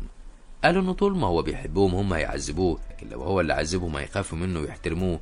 وقال وون ان الشيطان رجع من جديد ومش هيرحم حد، وبعد ما عاش الاف السنين كان فيها سبب علاجهم هيبقى دلوقتي سبب موتهم. وبنرجع تاني لتشان اللي لها طريقه تخلي كل ذكرياته مع دوانمو توصل لها، ومسك ريشه وورقه وبقى يكتب في كل ورقه ذكرى ويحرقها، والرماد فعلا كان بيوصل للصندوق لحد ما دوانمو فاقت ورجعت تاني للحياه، وفضلت تقاوم لحد ما كسرت الصندوق وخرجت، بس كانت متسلسله. جالها الحكيم ورى لها تشان بيعمل علشانها ايه وانه السبب في نجاتها، ولما الحكيم لقاه حس بيه بعت له هو كمان نافذه سحريه يشوفها فيها. 多嘴。我没事，这个样子不知道会做出什么事情来。圣仙，你不能。 كان سعيد سعاده مش طبيعيه لانه شايفها عايشه تاني، وهي طمنته بانها تلاقي طريقه تحرر نفسها بيها وتقابله قريب. بس الحكيم قطع الاتصال عليهم هما الاثنين، وده خلى تشان يقلق ويخاف عليها ان يجرى لها حاجه. هي كمان اتضايقت جدا لانها كانت لسه عايزه تتكلم معاه اكتر، وفضلت تتحرك وتحاول انها تحرر نفسها لحد ما جالها اخوها وضربها بقوته. قال لها ان مشاعرها وقلبها كانوا مختومين وعلشان كده مش هتقدر تبقى مع تشان ابدا، ولو ما التزمتش بالكلام ده هتندم كتير. قالت له انها لو ما راحتش لتشان دلوقتي حالا هتندم اكتر، ولما صممت على رايها قال لها اخوها انه هينيمها لمده 100 سنه، ولما تفوق هيكون تشان خلاص مات وخلصوا منه. فضلت تصرخ وترجاه ما يعملش كده لكنه نفذ على طول.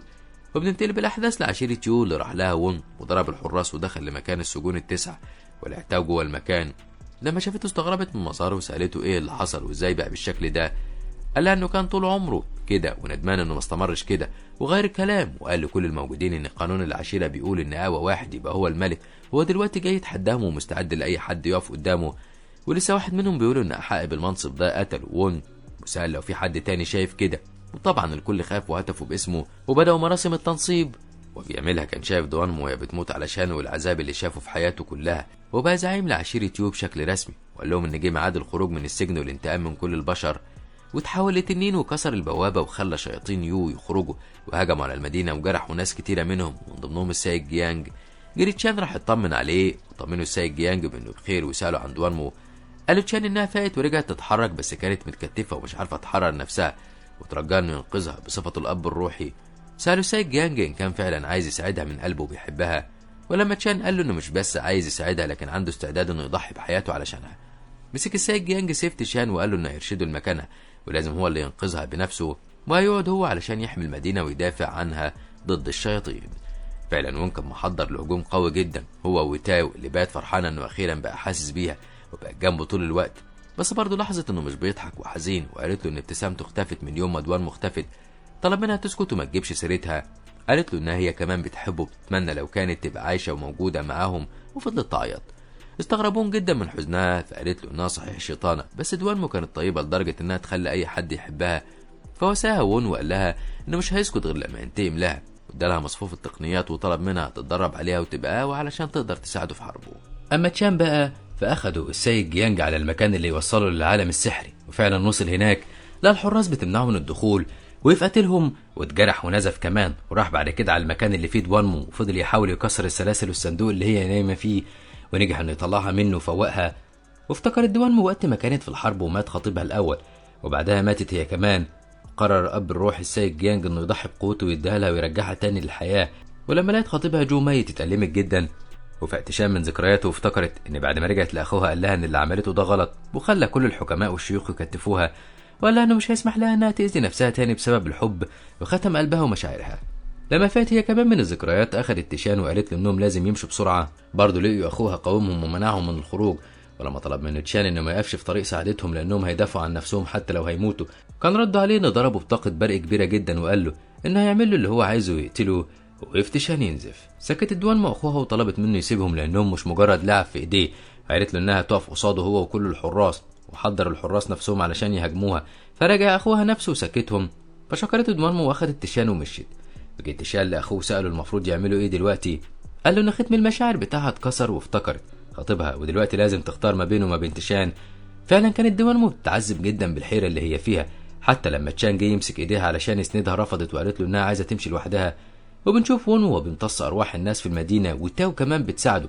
ولما جاله ولد صغير علشان يطمن عليه اتحرج يبين شره قدامه وخباه، واخد تاو ومشي. ولما تشان ودوانمو وصلوا المدينه ما لقوش حد خالص. لاحظ تشان انها تعبانه فاخدها على اوضه علشان ترتاح، ولما نامت حلمت بالحرب. شافت خطيبها وهو بيموت وفضلت تنادي عليه علشان يبعد عن الخطر، وعرفت تشان انها لسه ما نسيتهوش، وبرضه فضل جنبها يطمنها لحد ما فاقت. راح يحضر لها الفطار، وفضلت بين ذكرياتها مع تشان وذكرياتها مع خطيبها جو. راحت اتكلمت مع تشان وقالت له انها اتربت مع جو، ولما كبروا خطبها وكان الاب الروحي عاوزهم يتجوزوا قبل المعركه بس هي رفضت. قال جو انه هيشترك في المعركه دي هو ومدينته وده يبقى مهرها. وقتها وافقت، بس جو مات في المعركه هو والمدينه كلها، وده بسببها هي. وفضلت تعيط وتقول على نفسها انها مجرمه. هداها تشان وقال لها انه هيفضل معاها مهما حصل، وبرضه فضلت تعيط وقالت له انها كل ما تغمض عينيها بتشوف بحر من الدم هي السبب فيه. ولسه تشان هيتكلم معاه تاني دخلت جواه روح شريره وخلته يفقد وعيه. بس لحسن الحظ ان اخوه دوانمو وصل وخلصه من الروح الشريره، واخد دوانمو علشان يتكلم معاها لوحدها. وقال لها انها دلوقتي في مكان قريب من وجود الشياطين، وهو ناوي يعمل كوارث ويدمر الدنيا خالص، وكل ده لانه فاكره قتلها وعايز ينتقم، وهي الوحيده اللي تقدر توقفه. قال لها انه عايزها في موضوع تاني، وانه من زمان ختم ذكرياتها علشان يحميها من العذاب، لكن هي دلوقتي افتكرت كل حاجه ومشيت مع تشان بارادتها، وده معناه انه هو الوحيد اللي حبته من قلبها. بس للاسف طول ما هي جنبه هالة الموت اللي اتسببت فيها هتفضل تطارده وتقضي عليه زي ما حصل دلوقتي، وده كان السبب اللي مخليه عايزهم يبعدوا عن بعض، لانها لو بعدت عنه هيعيش حياه طويله وامنه. ففكرت دوانمو في كلامه وسابته ودخلت وقفت قدام تشان وهو نايم، واخدت السيف بتاعه وجرحت نفسها بيه ومسحت دمها عليه وسابت السيف ومشيت. ولما فاق لقى نفسه في القصر وبقى يدور عليها، ولما ملقاهاش خرج يدور عليها زي المجنون. ورجع للسيد جيانج بصفته الاب الروحي وطلب منه يتجوز دوانمو. والدته كانت واقفه وفرحت جدا، فخرج تشان وزين جنينه القصر علشان يستعد للفرح. بليل حس انها موجوده وعلشان يتاكد خرج الفراشه وبعتها ليها، وفعلا لقاها وقفت عندها. كل ده ما كانش شايفها بس حاسس بيها، وقال لها انه مش هيتجوز حد غيرها لانه بيحبها وهيفضل يحبها طول العمر. ظهرت له وادالها دعوه الفرح اللي عملها بايده، وكان فرحان جدا، لكنها اخذت منه الدعوه وقطعتها ورميتها في وشه ومشيت راحت لاخوها، واللي قال لها انها بقت حكيمه ولازم دلوقتي يركزوا في حاجات اهم وهي السيطره على وون. كان وون بيبعت الارواح الشريره للكل ومش بيهمه حد، وشره فاق كل الحدود لدرجه ان خلاه يأذي طفل صغير. كانت الارواح بتنتقله كانها مرض معدي، فلبس كل السكان طرحه غطوا بيها بقهم علشان ما تنتقلش الارواح الشريره لهم. ما كانش في طبيب لاقي علاج ولا طريقه ينقذ بيها المصابين. قرر تشان انه يروح لبيت دوانمو ويقابلها، وفعلا غطى وشه وراح للجسر ولقى هناك الفنجان الصغير صديقه، وسالوا عنها بس لقاه مش عارف حاجه عنها. فجاه حس تشان انه تعبان جدا ونزف دمه ووقع في الارض وفقد وعيه. كانت دوانمو بتراقبه من بعيد من غير ما يشوفها لانها مختفيه، فجريت شالته ودخلته لبيتها وفضلت جنبه طول الليل وعالجته. تاني يوم فاق لقاها جنبه، كانت فرحته ما تتقدرش، كانت هتضعف وتقعد معاه، بس افتكرت كلام اخوها ليها لما قال لها انها طول ما هي جنبه هالة الموت هتطرده وتقتله، وده كان تفسير تعبه. بعدت عنه وقالت له انها مش عايزه تشوفه تاني ابدا لانها لسه بتحب جو. حست شان ان سكينه طعنته في قلبه، وقام وقف وقال لها انه هيمشي ومش هيجي لها تاني، وسابها ومشي وهي فضلت تعيط من الالم. بعدها راحت للاب الروحي وقالت له انها افتكرت الماضي، لسه هيكلمها عن تيشان قالت له انها جايه بخصوص سم الشيطان المنتشر في المدينه، وانه قرب يفتح السجون ال9 ويخرج منها كل الشياطين. طلبت منه يسمح لها تساعد في علاج المصابين. خرجت راحت للمخيم اللي فيه المرضى وحطت اعشاب كتيره على بعضها وعملت علاج وزعوه على المرضى، وراحت لبير الميه علشان تختبره كان مسموم ولا لا. ولما تشان شافها جري اخد منها المعلقه وشرب الميه بدلها. هي كمان شربت بعده ومشيت ورا اثار السم لحد ما لقت تمثال صغير يعتبر مصدر السم. استخدمت قوتها عليه ولقت تاو خرجت لها من المبنى اللي فيه، وهي بتكلمها اتشالت الطرحه من على وشها وكانت عجوزه جدا. فاستغربت دوان مو، لما سالتها عن السبب قالت لها انها ضحت بشبابها علشانها، لان وون لقى طريقه ممكن يرجعها بيها، وانه يجمع ارواح كتيره من البشر ويوديها ليها. وهي عرضت عليه ان يدمج روحها كمان علشان التاثير يبقى اقوى، وفعلا عمل كده وراح لها علشان ينقذها. عرفت دوان مو ان وون كان بيعمل كل ده علشانها، بس قالت انها مش هتسمح لنفسها انها تعيش على حساب ارواح ناس كتيره زي ما عملت في الماضي، وكتفت تاو علشان ما تمنعهاش، واخدت تيشان ومشيت. وكان وون وصل للعالم السحري ومعاه جيش من الشياطين وفي يقتلوا الحراس. هو طلع له كل الشيوخ والحكماء فقال لهم انه مش عايز يأذي حد، وتحول لتنين ابيض وطار في الجو وراح يدور على الصندوق اللي كانت محبوسه فيه دوان مو. ولما ما لقاهوش افتكر ان اخوها اذاها وفي قتله وكان هيقضي عليه لولا ان تشين خرج وقال له ان تشان جاي ينقذها واخدها ومشي. فرح جدا وون انها لسه عايشه وطار على مكانها وساب اخوها مجروح. كانت المدينه كمان خلاص بتتدمر والارواح الشيطانيه ملت المكان غير المطره والرياح القويه. وسط كل ده رفضت والدة تيشان انها تمشي ووقفت تشيل دعوات الفرح اللي كان عاملها بنفسه، وفيان يترجاها انها تهرب بسرعه. ولما لقاها مصممه بقى يساعدها. حتى الحراس هما كمان اتصابوا ولجأوا لتاو علشان يستخبوا عندها. فلقوا يون جه سالهم عن مكان تيشان، وفي الحارس في وشه قال انه مجرم وقاتل ولسه وون هيقتله. وقفته تاو وقالت له ان دوان مو راحت مع تيشان على المدينه ولسه هتطلب منه انه ما يروحش لان دوان مو مش هتتعاطف معاه. سابها وطار عليها، واول ما شافها كان فرحان بيها جدا وقرب منها فلقاها رفعت سلاحها عليه. ما كانش مصدق ان دوان مو ممكن تعمل فيه كده، بس هي جمدت قلبها وطلعت كريستاله وحصرته بيها علشان تقتله. ولما بدا ينزف جت تاو وقفت مكانه وهي اللي اتاذت. قالت لها انها صحيح شيطانه بس حبتهم من قلبها ونبهتها ان وون بيحبها وعمل كل ده علشانها. طلبت منها تدي لوون فرصه وما تقتلهوش، وعلشان تضمن ان ده هيحصل استخدمت قوتها وخافته واختفت معاه. قعدت دوان مو مع تشان وزرعوا لها شجره.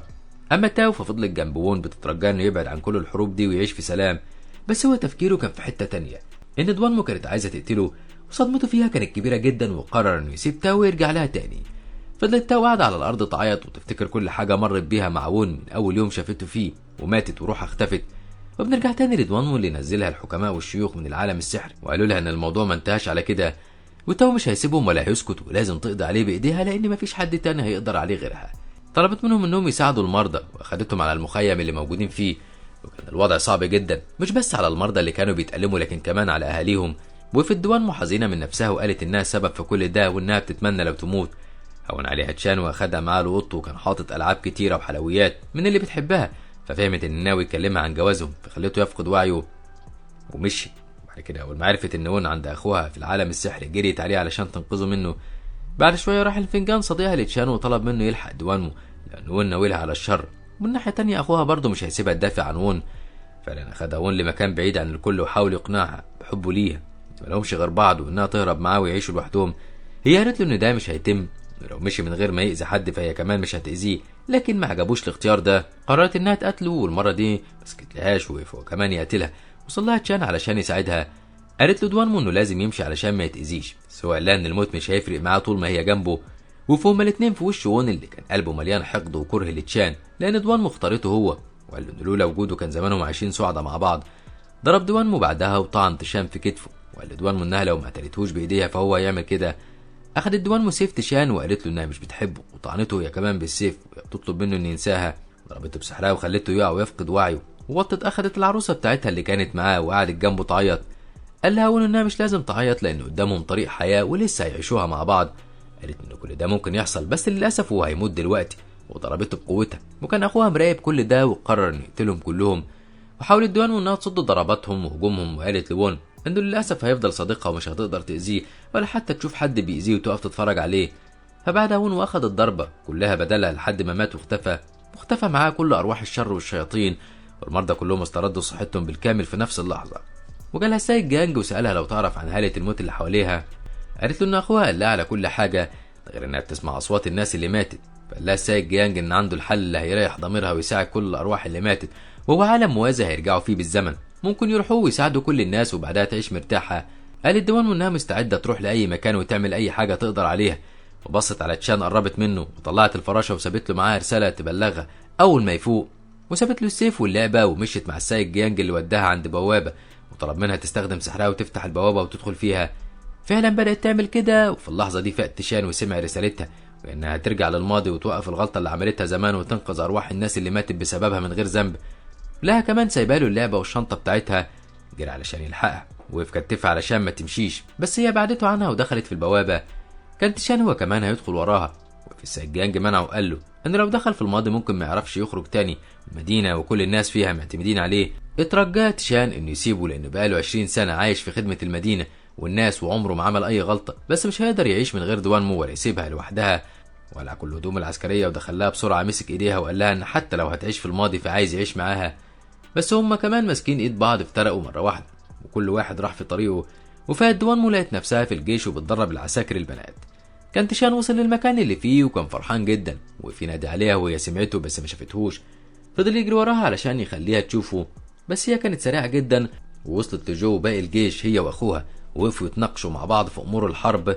حكى لهم جو عن الفخ اللي كان عامله القائد من الشياطين والحراس اللي معاه وازاي قضى عليهم. الخبر لما وصل لملك الشياطين قال للحراس انهم لازم يقتلوا جو باي ثمن، وكان الكل بيستعد للحرب وبيتدربوا ليل ونهار. لما اتجمعوا كلهم علشان يحتفلوا بانتصار جو على الشياطين افتكروا القاده انهم بيحتفلوا بخطوبته على دوانمو، بس دوانمو قالت لهم انها مش بتفكر غير في الحرب وبس. لما قائد منهم تمادى طلعت سلاحها وقالت لهم ان الستات في الحرب دي زيهم زي رجاله مش موجودين علشان يتجوزوا بس. ولما لقوها متعصبه كده تراجعوا وسكتوا وقالوا ان النصر هيبقى حليفهم قريب. بس دوانمو كانت خلاص اخدت منه موقف وطلبت منه يبقى يفكر قبل ما يتكلم، واعتبر القائد كلامها ده اهانه له وكان هيقف يتخانق معاه، بس باقي الموجودين هدوه وغيروا الكلام علشان الموقف يعدي. سابتهم دوانمو وخرجت راحت لاوضه اسماء الابطال، ودي فيها كروت باسماء كل الناس اللي ماتت متعلقين في الاوضه. خرج بعد كده من هناك وقفت مع جو وقالت له انها مش هترتاح غير لما تنتقم من الشياطين وتقتل الملك بنفسها، وسابته ورجعت للتدريبات وكانت مش بترتاح ابدا. مشاكلها مع القادة مش بتخلص لأنها طول الوقت بتدافع عن العساكر وكانت ضد التنمر، وده خلى العداوات مش بتخلص أبدا.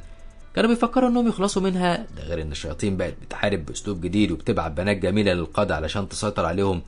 وفي الزمن الحالي وقف السيد جيانج وقال لنفسه إنه طالما التاريخ هيتغير يبقى لازم الأب الروحي يبقى له دور فيه، ودخل هو كمان في بوابة الزمن. أما تشان فكان لسه تايه في الغابة وقابل واحد من الشياطين، وبعد ما ضربه عرف منه فين مكان معسكر جيش البشر، واخد منه هدومه وكيس الفلوس بتاعه وعمل مظهره يشبه الشياطين علشان محدش يتعرف عليه، وقرر انه يروح على طول. وكان فاكر ان دوانمو هتكون عارفاه. الحقيقه انها كانت بتحلم بخياله وهي نايمه، بس ما كانتش عارفه هو مين، وكأن الرؤيه ما كانتش واضحه ليها. هو كان وصل للشياطين ومشي معاهم وعرف خطتهم، ولقاهم واخدين رهاين من البشر. فحرر واحد منهم وقف قتل كل الشياطين معاه، وشكروا الشخص ده واخده ومشي معاه. وكانت دوانمو كل يوم بتحلم بيه، والمره دي شافته وهو بيمسك ايديها وبينقذها من تحت الارض. في اللحظه دي كان وصل لها حارس وهو وون، لما لقاها بتتقلب من الكوابيس حب يساعدها بس ملحقش، والحارسه بتاعتها بعدته وقال لها انه انقذها قبل كده، لو كان عايز يأذيها فكان يقدر يعمل كده. اما قابلها بره المعسكر وهي تعبانه وهزيله، قعد كتب لها وصفه علاج وطلب منها تزور الدكتور لو لسه تعبانه. هي قامت وحضرت نفسها للحرب، وكانت دايما في اجتماعات وتدريبات مع جو والاب الروحي. اكتشفوا خيانه 2 من القاده، ولما جه يواجههم قلبوا الموضوع عليه، فخرجت لهم دوانمو وبعدتهم عنه وسابهم ومشي، بس هم ما سابوهوش وراحوا وراه وكانوا عايزين يقتلوه، لولا ان تشان ظهر قدامه هو وتاو وانقذوه من ايديهم واخدوه على بيت تاو. فضلت جنبه تعالجه وتهتم بيه، وكانت معجبه بيه جدا وكانه حب من اول نظره. واول ما فاق لها جنبه وقالت له انها انقذت حياته وطمنته ما يبقى بخير وهيسترد صحته قريب، وعرفته على تشان وقالت له ان هو اللي ساعدها ولولا كان زمانه جراله حاجه. شكرهم وودعهم ومشي، وكانت تاو عايشه مع اختها ليون مش بتخرج من البيت ابدا علشان ما يجرالهاش حاجه. وفي يوم رجعت تاو لبيتها لقت اختها ميته، وعرفت ان الشياطين هم اللي عملوا كده، فخرجت علشان تنتقم منهم، وعرفت ان الشيطانه معاها قائد بشري وجت تضربهم هم اللي ضربوها. كان معدي بالصدفه الحارس البشري اللي انقذ تشان وشاف اللي بيحصل، ولما اكتشف الخيانه اللي حاصله قتلوا الخاين علشان ما يسيبش اي دليل عليه. ووصل تشان له فجري عليه علشان يساعده، بس للاسف لقاه مات خلاص، والقائد الخاين كان رجع له تاني، والمرة دي كان معاه حراس كتيرة وقبضوا على تشان واتهموه إن القاتل، واتحط كارت باسم العسكري اللي مات وكان في الأصل صديق دوانمو، وفي الكل يعيط عليه وهو حزين. افتكرت دوانمو كل حاجة بينهم وقالت له في الآخر ينام ويرتاح لأنها موجودة وهتاخد له حقه، وراحت على زنزانة تشان، وأول ما شافها فرح جدا، بس لقاها رفعت عليه سلاحها ولكنها عارفاه وفاكراه، وافتكر كلام أخوها لما عرف إنه هيروح معاها الماضي، وقال له دوانمو وقتها مش هتعرفه وهتنسى كل حاجة بينهم لأنه ما كانش موجود في الماضي في الفترة دي، وبكده هيبقى بيحكم على نفسه بالإعدام وهتبقى نهايته هناك غير المعاناة اللي هيعيشها. ومع ذلك كان تشان زعلان جدا إنها مش فاكراه، ومسك السيف بإيده وغرزه في كتفه، وجه جو وقف يقتله، ولما انتصر عليه حكم عليه بالإعدام. بس قبل التنفيذ أخو دوانمو ندى عليه وقال لها إن السيف اللي لقوه مع تشان ليه نفس ريحتها، وده معناه إنها صاحبة السيف. قال لها إن علشان يحلوا اللغز ده ويتأكدوا تحط نقطة دم على السيف، بس رفضت تجرح نفسها. راحت للأب الروحي وطلبت منه يعدم تشان علشان حق صديقها اللي اتغدر بيه، وراحت بعد كده لتشان وسألته عن سبب قتله لصديقها. أنكر إنه عمل حاجة وقال لها إن كل ده سوء تفاهم ومجرد فخ وقع فيه. خرجت الحارسة بتاعتها علشان تتكلم معاها بصراحة، قال لها إنه جاي هنا علشانها، فرفعت عليه سلاحها وهددته إنه لو ما بطلش كدبة هتقتله. قال لها إنه عمره ما كدب عليها، وحكى لها إنه أول ما وصل لقاه مجروح وبيموت، وإن أكيد في جاسوس قتله علشان ما يكشفش نفسه. وكان القائد الخاين في الوقت ده بيوصل الأخبار أول بأول لملك الشياطين. طلب منها تشان إنه يشوف جثة صديقها لأنه في الأصل محقق فيعرف طريقة موته بالظبط والضربة جات له إزاي. قال لها إنه وقت ما وصل ما كانش صديقها لوحده، لكن واحدة من الشياطين كانت على الأرض، وأكيد الخاين عايز يقتلها دلوقتي علشان يقضي على كل الأدلة. قال لها إنه هيساعدها يلاقي القاتل الحقيقي، وبعتته لمسرح الجريمة مع الحارس وون، وفعلا عملت كده. وراحت لاجتماع القادة وقالت الكلام ده قدام الأب الروحي، ولاحظت إن الخاين ارتبك جدا. قالت إنها لقت الدليل على الخاين بس هتعلن عنه بكرة، وسابتهم ورجعت لأوضتها. ولما الوقت اتأخر دخل القائد الخاين لأوضتها علشان يقتلها، بس كانت صاحية ومحضرة له فخ علشان تقبض عليه، وقامت قتلته. وبعدها دخل تشان الحراس ومسكوه. وجود تشان بكل تفاصيل الجريمة دي، ده غير إنه كمان وصل للرسائل اللي بعتها لملك الشياطين. ودخل الأب الروحي بعد كده فقال لهم الخاين إن ملك الشياطين هينتصر ومش هيرحم حد، فطلعت دوان سيفها وطعنته بيه. وقبل ما الخاين يموت طلع يشم وبعت إشارة لملك الوحوش. مشى تشان مع دوان وحكى لها على العالم اللي جاي منه واللي ممكن تعيش فيه، فقالت له إنها دايما في الحرب وبقالها سنين على كده. فابتسم وأكد لها إنها هتقتل ملك الشياطين وهتحقق السلام لكل البشر، وهتنعم بكل الحب، محدش هيقدر يفرقها عن خطيبها اللي بتحبه أبدا. وطلع حلويات من اللي كان دايما بياكلها معاها أكلها معاها تاني دلوقتي. وكان الأب الروحي من المستقبل متنكر وعامل نفسه عسكري وبيراقبهم من بعيد علشان يتأكد إنهم في أمان. رجعت دوان من أوضتها ومعاها الحلويات اللي على شكل فراشات، وافتكرت لما كانت طفلة قد إيه قضت طفولة صعبة. كانت لسه هتاكل الحلويات لقت الحارسة دخلت عليها الأوضة، فسابت دوان والحلويات بسرعة وعملت نفسها بتقرا في كتاب. لما الحارسة خرجت مسكت تاني الحلويات وكانت فرحانة بيها. وللأسف في المدينة في الوقت الحاضر هجمت الشياطين والأرواح الشريرة تاني على الناس، اللي كانت بتصيبه كان بيأذي نفسه، ويان كان هيقتل نفسه لولا إن واحدة جت وأنقذته وشالت السكينة من إيده بسرعة. وبنرجع تاني للماضي، وترجت تاو وون إنه يسمح لها تروح تزور قبر أختها، وفعلا أخدها لهناك وفضل معاها ويخفف عليها. وتاني يوم وبعد اللي مرت بيه دوان من مواقف بسيطة مع تشام، بدأت معاملتها تتغير مع جو، وهو لاحظ كده. من كتر عصبيتها راحت للغابة وفضلت تكسر في فروع الأشجار. راح تشان وراها وحذرها من إنها تقبل عرض جو عن الحرب، لأنها مش هتسامح نفسها أبدا لو قبلت بيه. وهم ماشيين في الغابة لاحظت إن في آثار أقدام كتيرة، وده معناه إن في جواسيس. أول ما دوان سمعت كده أخدت تشان ورجعت بيه على المعسكر. فعلا لقيوا جاسوس شيطان واقف قتلوه، واتجرحت دوان في إيديها.